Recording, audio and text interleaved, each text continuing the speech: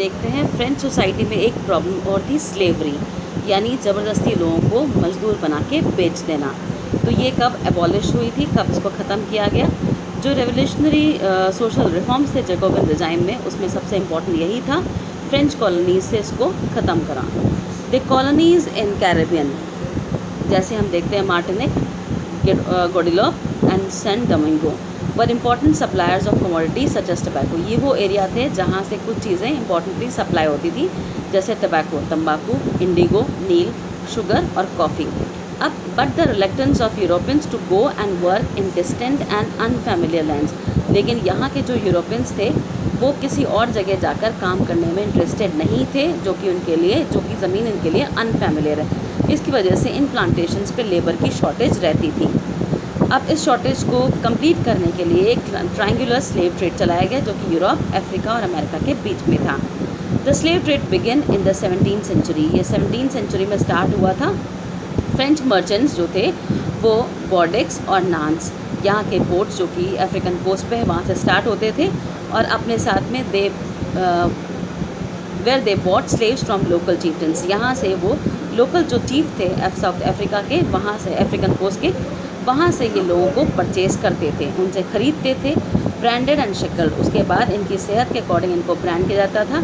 उसके बाद उनको सामान की तरह टाइटली पैक करके शिप में डाल दिया जाता था। अब ये 3 month long voyage across the Atlantic to the Caribbean, Atlantic sea ocean को क्रॉस करते हुए कैरिबियन पहुँचते थे, जो कि 3 महीने लंबी समुद्री यात्रा होती थी।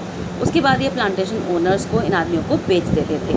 The exploitation of slave market for slave about labor made it possible to meet the growing demand in European markets for sugar। अब ये जो एक्सप्लॉयटेशन था स्लेव लेबर का, इसी की वजह से यूरोपियन मार्केट में जो शुगर, कॉफ़ी, इंडिगो के लिए जो लेबर की डिमांड थी वो पूरी होती थी। और काफ़ी सारे पोर्ट्स जैसे बॉर्डेक्स हैं, नान्स हैं, इनकी इकोनॉमिक प्रॉस्पेरिटी तो इस स्लेव ट्रेड की वजह से ही डेवलप हुई थी।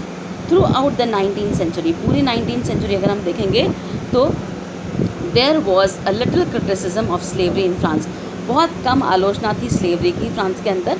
नेशनल असेंबली जब बनी, held long debates about whether the rights of man should be extended to all French subjects including those in the colonies. उसके बाद जब नेशनल असेंबली बनी तो काफ़ी टाइम तक डिस्कशन होता रहा, डिबेट चलता रहा कि जो हमने फ्रेंच लोगों के लिए जो राइट्स बनाए, क्या वो फ्रेंच कॉलोनीज़ तक भी एक्सटेंड किए जाएँ।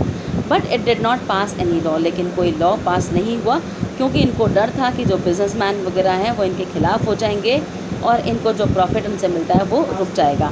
But finally the convention which in 1794 legislated to free all slaves, लेकिन कन्वेंशन जब बनी 1794 में तो उन्होंने फ्रेंच कॉलोनीज़ के अंदर भी जो स्लेव थे उन सबको फ्री करा दिया। This however turned out to be a short term measure 10 years later. उसके बाद लेकिन ये कुछ टाइम ही चल पाया जो स्लेव ट्रेड बंद किया था। 10 साल के बाद जब नेपोलियन वापस आया तो उसने स्लेवरी को रीइंट्रोड्यूस कर दिया। Plantation owners understood their freedom as including the right of to enslave African negroes in pursuit of their economic interest. Slavery लेकिन फाइनली अबॉलिश हुई फ्रेंच कॉलोनी से 1848 तक जाते जाते।